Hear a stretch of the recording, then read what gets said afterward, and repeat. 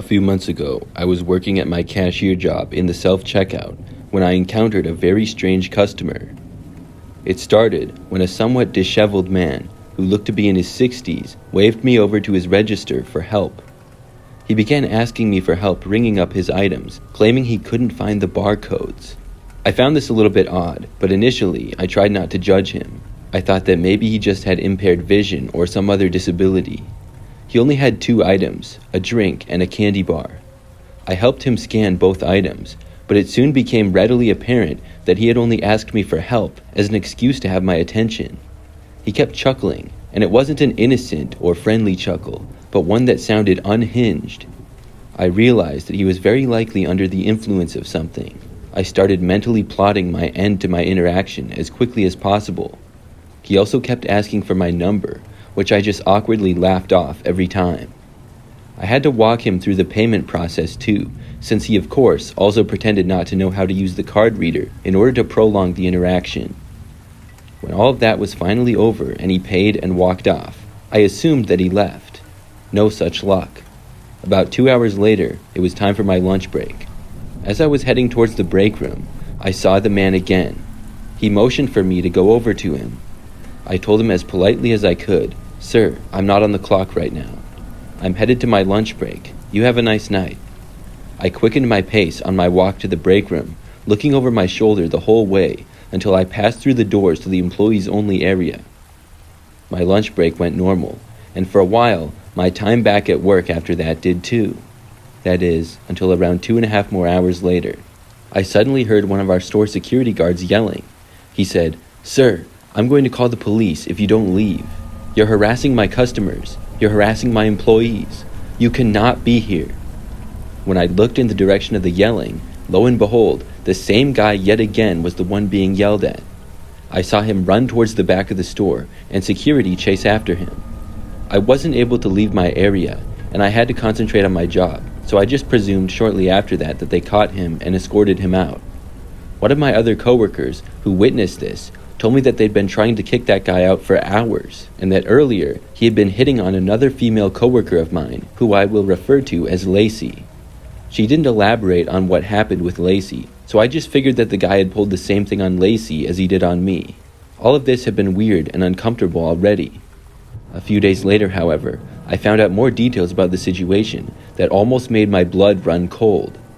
While on lunch break, I was making conversation with a work friend of mine who I will call Vera. I asked Vera, "Did you hear about the creepy guy who was here on Saturday night?" She told me that she had not only heard about it, but witnessed much of his deranged behavior. She told me that when the man tried to flirt with Lacey, Lacey firmly told him that she was a minor. His reply? "That's okay. I like 13-year-old girls." This made Lacey feel so unsafe and anxious that she ended up going home early because of it. I told Vera that the man had tried to flirt with me too, and Vera pointed out to me that the creep had probably gone for me based on the fact that I look very young for my age. I realized Vera was probably completely right about this. I'm currently in my late 20s, but I can pass for a teen and often get mistaken for one. Vera then told me that the man didn't end up leaving the store until midnight when it closed, and even then, he stood outside in the parking lot for hours after that.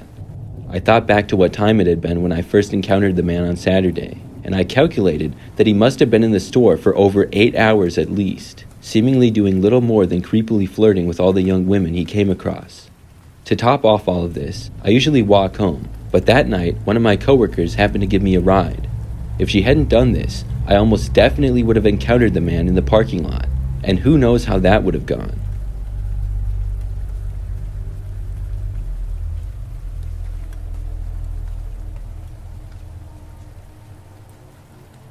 I used to work at a JCPenney department store.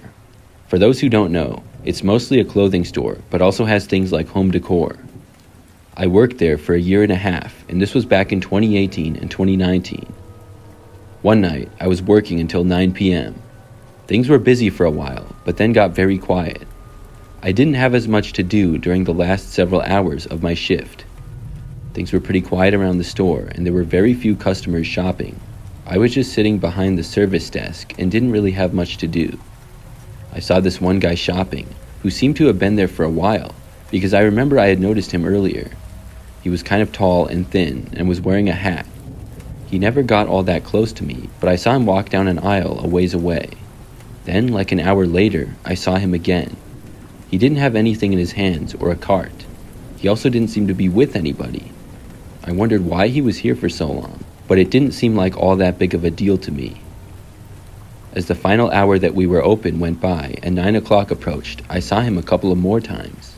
He seemed to almost just be wandering around the store. The guy wasn't really looking at anything. As we got to closing time, the announcements were made over the store that we would be closing soon, and customers should finish up their shopping and make final purchases. When it was less than 5 minutes to close, I saw the man again. He still didn't have any items that he was going to buy or anything. Then, he kind of went out of my sight. When it was 9 o'clock, I could just go over, punch out, and leave.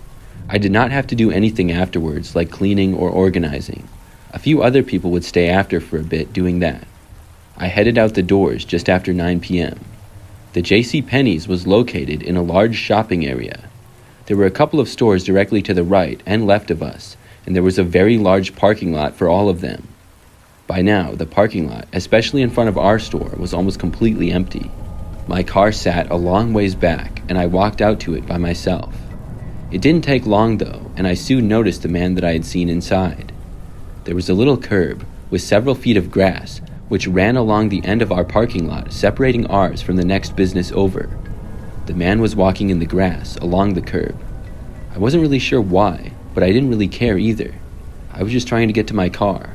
I will admit though, I found it to be a little bit odd, especially after seeing him so much in the store. He was probably about 100 feet away though.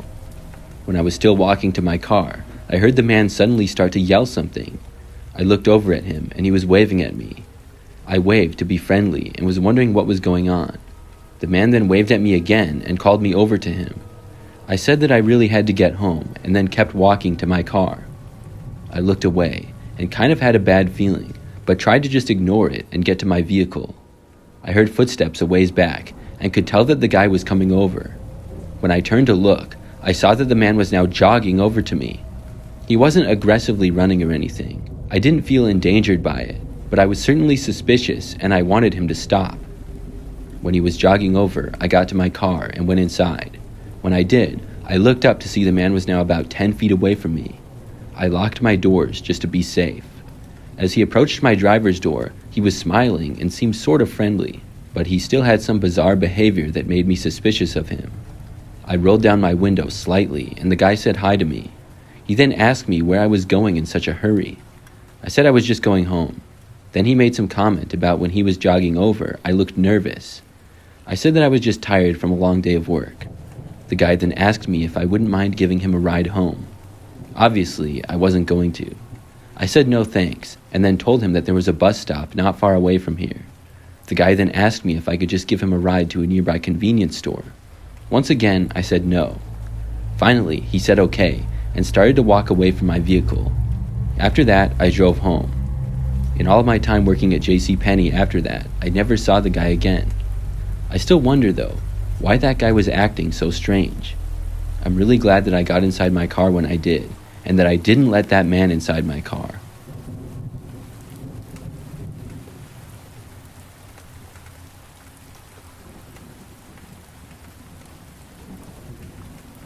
I work at a clothing store, and have worked there for about a year now. I live by myself in an apartment and am a graduate student in college. This story occurred just a few months ago. So one night, I was by myself at home doing some studying. I was in the bedroom of my small apartment. The apartment's cheap and has a bedroom, living room, kitchen, and bathroom. It opens right up to the outside, and there are no hallways, so I was always slightly concerned for security reasons after moving in. But to that point, everything had gone fine. So as I was in my bedroom studying, I heard a knock at my front door. I had been really focused, so it took me by surprise. I looked at my phone to see the time. It was almost 11 o'clock. I wondered who it could be.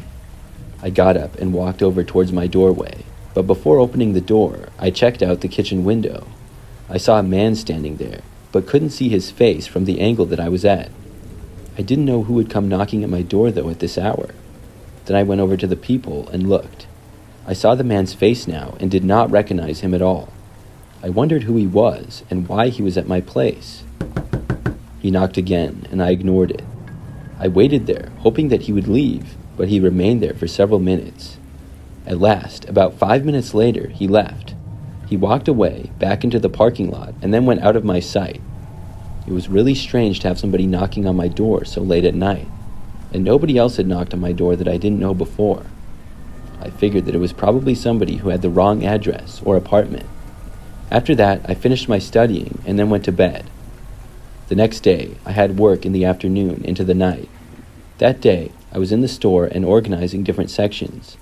I moved around a lot and did pretty much whatever was asked of me. The store was not all that busy, and I remember at one point seeing a man and recognizing him from something. It only took a few seconds, and I quickly realized that he was the same man that had been at my apartment the night before. When I realized this, my heart started racing. Why was he here? This couldn't be just a coincidence, could it? As I folded some clothes, the man was about 20 feet away from me, seemingly looking at a jacket. He kind of looked over and then looked away when he saw that I was looking in his direction. It was very suspicious. I just kept working and didn't really know what to make of this. The man soon walked away. After that, I did not see him for the rest of my shift. I worked for several more hours and then got off at I think like 7 or 8 p.m. I don't remember exactly what time it was. When I was done though, I drove home and got back to my apartment about 10 minutes later. I entered the parking lot, which was not all that big.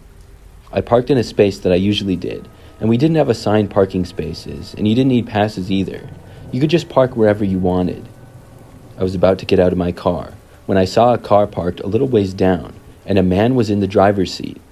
It appeared to be the same guy that I kept seeing. I really didn't think that he lived here. I also didn't know why he would just be sitting in his car. I decided to hold off on going inside. Instead, I wanted to see what he would do. For the next 10 minutes, I just sat in my car going on my phone and looking up occasionally. Each time that I did, the man was still inside of his car. I found this to be too suspicious, and I texted a friend and asked if I could come over. Luckily, my friend said yes, and was not that far away either. I left the parking lot and started to drive away. That's when I saw the man start leaving. This is where I got a little bit lucky. I had to cross somewhat of a busy road, and did so just in time before several cars came. By the time the guy got to the end of the parking lot to cross, he was unable to go across the street like I just had.